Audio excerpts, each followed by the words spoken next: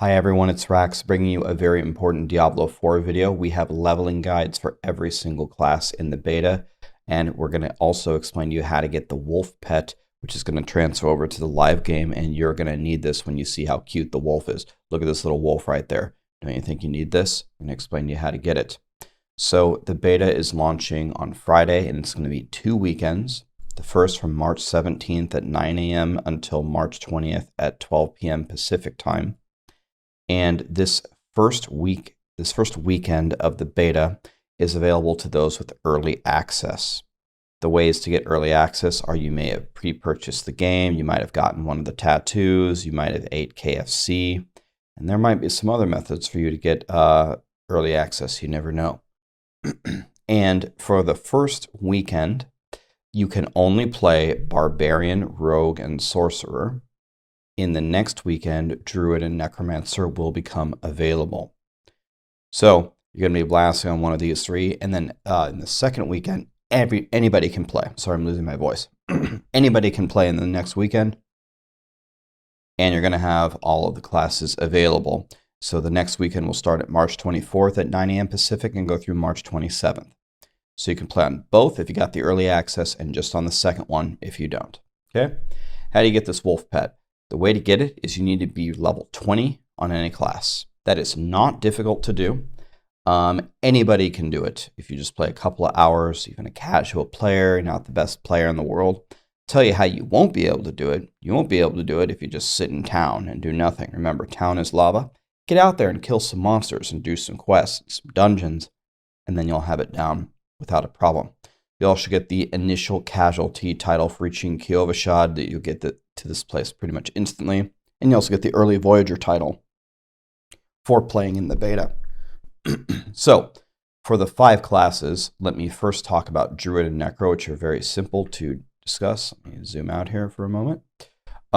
Druid and Necromancer, we have never had a chance to play these classes in like a public setting where we can share information from them. Therefore, we can't publish leveling guides for them. So what we will do is, one day into the second beta, we'll write the Druid and Necromancer leveling guides and have them posted for you. So if you want to play either of these classes, the first day, just kind of wing it. Second day, we will 100% have the leveling guides for you.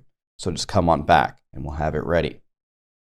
So let's start with the Barbarian if you want to play the Barb. The Barb is like your hack and slash melee damage dealer.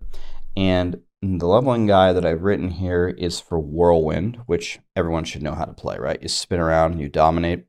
It's not just Whirlwind though. You also deal massive damage late game with Death Blow, and Call of the Ancients will help you significantly as well. If you don't want to play Spin to Win, if you're like, are you kidding me, Rax? I waited for Barbarian, the Barbarian leveling guide for Diablo 4 to play something new, and you're having me play Whirlwind? Fine. All you have to do is take exactly the same guide, no changes, and take Upheaval instead. And Upheaval is incredible. It's a brand new skill. I love it. I'll play with Upheaval when I play, but I wanted to make sure that I wrote a guide that at least I know a lot of people like and know how to play. In the beginning, it's very simple. You just take Flay. Flay is good because it applies vulnerable and gives you a bleed. That's all you got in the beginning. Nothing too special here. And then from levels 4 to 7, we're going to pick up Whirlwind. Makes sense. We're going to pick up our final rune on Flay and pick up our 2 runes on Whirlwind. You'll notice, I think this is with all the leveling guides, it's much more important to get all of your different skills on your bar with their, what do you want to call it, runes or attachments, rather than just pumping Whirlwind. We will finish Whirlwind by the end of the leveling guide, but we're not going to do it right away. So then the next 10 skill points are going to be building out our survivability and our shouts. Rallying Cry with its 2 upgrades are going to give you movement speed and resource generation. Leap is amazing because then you can jump around everywhere, and you can jump over walls and stuff. So, and you can leap over like big cliffs and stuff. So definitely get crazy with it and try to go everywhere with it. Warcry is what we'll take in softcore for some more damage and gain berserking. If you're playing hardcore, try challenging shout. And then we're just going to pump up all of our different skills here. The reason why we're not going to pump up Warcry or Challenging Shout is because we're going to respec out of it later. We're only taking it right now because we got the skill slot on our bar, and we need something there so we can use it. From here, we are going to pick up Death Blow. Now, Death Blow is huge because if you hit an enemy and kill them with Death Blow, hence the name, it resets its cooldown.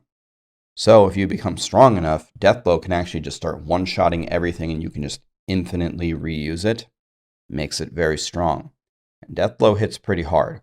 And there are some upgrades you can take which make it hit even harder against like elites and bosses, so it's also helpful on the bosses. But remember, if you hit a boss with it and you don't kill him, it's going to have a bit of a cooldown to come back. It takes some getting used to, but it's quite good, and it can also generate fury for you. The more fury that you're generating, which is one of the reasons why we take all these shouts, the more you're going to be able to whirlwind. Okay, so, and then Booming Voice, I believe, is the passive, which extends your shouts. Yep. Okay.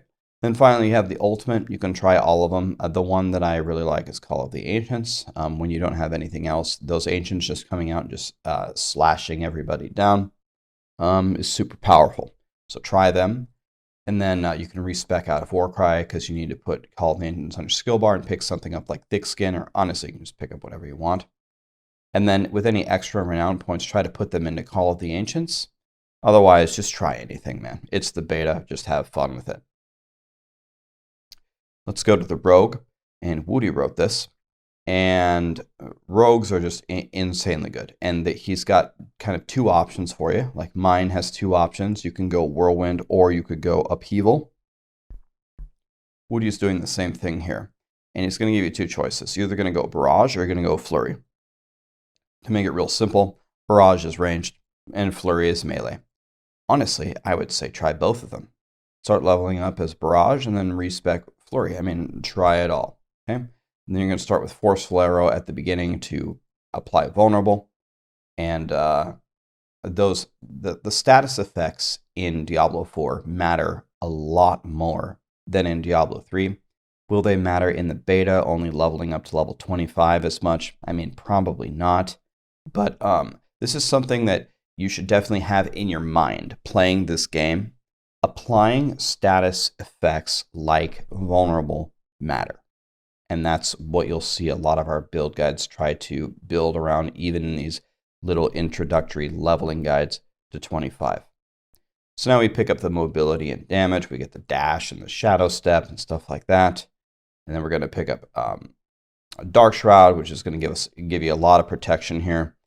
A lot of how the Rogue plays is very, very sneaky and very tactile.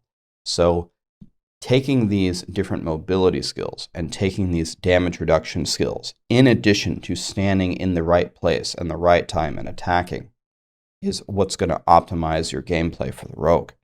So this might not be the most casual friendly class. This is like a very high skill class. I'm sure when the game actually comes out, just the highest skill rogues are going to be very, very hard to deal with.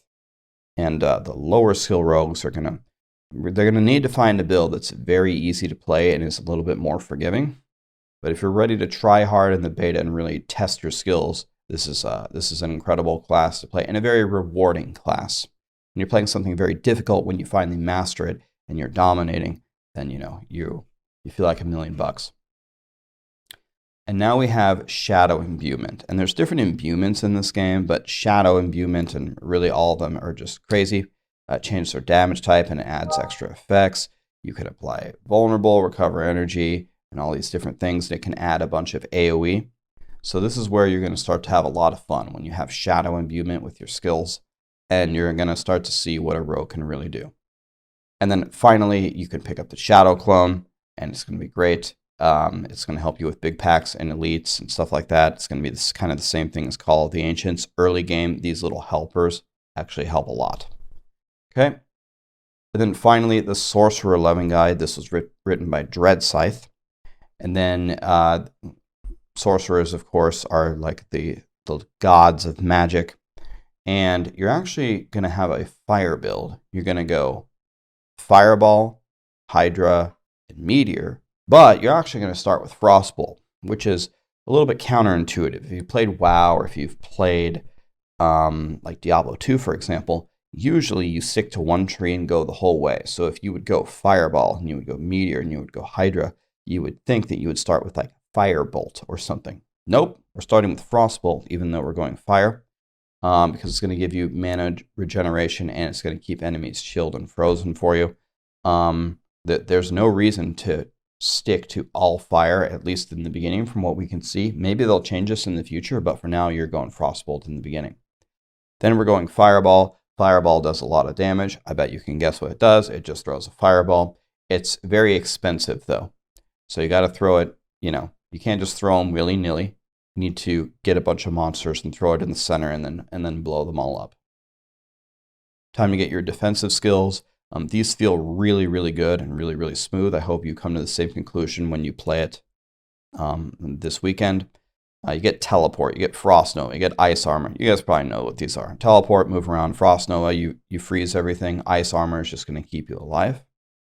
Feel free to play around with some of the other skills. You got more choices, but I think Teleport is mandatory. You got to pick up Teleport, and then we're still going to be pumping Fireball. Now we need to build single target damage, and the way to do this is with Hydra. Hydra is so good. You lay them down, and they just burn everything down. And they don't aggro the enemies, and they attack who is closest to them. So remember that. So where you lay them matters. You're going to want to lay them by the elite, for example. Or maybe the minions are way too hard on a boss, and you want to kill them. It's up to you. Play around with the Hydra, understand its mechanics, and it's gonna boost your damage significantly. A lot of the other classes can't get their like class specialization in the beta, but the Sorcerer should be able to. So from here, you're going to be able to change the way that skills work. I have a video on Sorcerer enchantment slots. I was saying that I thought that this was probably the most interesting class mechanic that there is. And with an endgame build, I'm sure there's going to be some crazy combinations to make some insane sorcerers. But for now, we're just going to take Meteor in our enchantment slot because it's going to immobilize enemies for us. Well, if they can't move, you're going to be very safe. And if this wasn't obvious, the Barbarian is probably the most safe. You charge into battle and you just brawl. The Rogue needs to use its defensive cooldowns and have good positioning. The Sorcerer just dies, like every other magic caster ever. You got to keep your range. Well, when Meteor is just immobilizing everything, that solves a lot of your problems for you. So you're going to pick up Meteor and just pump all the way through Fireball and Meteor and Hydra. And those three skills are just going to destroy the whole game for you.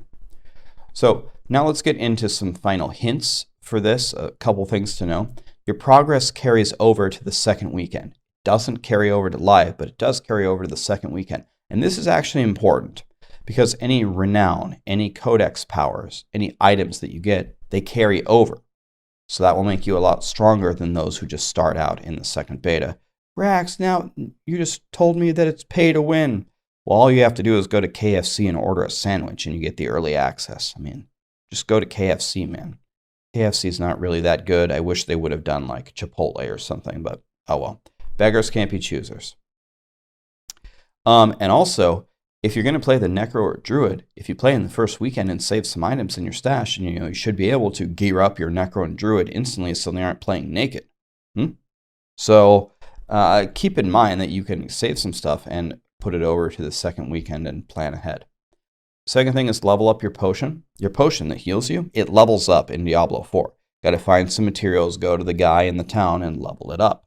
Well, if you're not picking up all the little resources around the world when you're playing, you're not going to be able to level it up. And maybe, I am certain, there's going to be tons of people that can't even figure out that you're supposed to level up your potion. Well, I'm telling you, you watch this video, now you know. Especially pick up Gallovine. Super important resource. If you see this anywhere, always pick it up.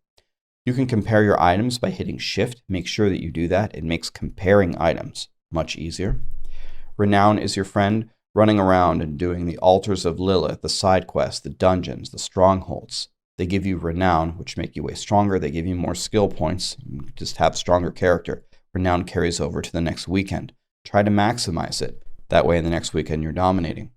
And the final thing is don't imprint your weapon. Probably not quite as important for the beta, But in general, you don't want to imprint your weapon, which is putting a legendary power on it, because when you're leveling up, you're constantly replacing your weapon. You don't want to spend the resources to put a legendary power on your weapon that you're just going to replace in a few levels.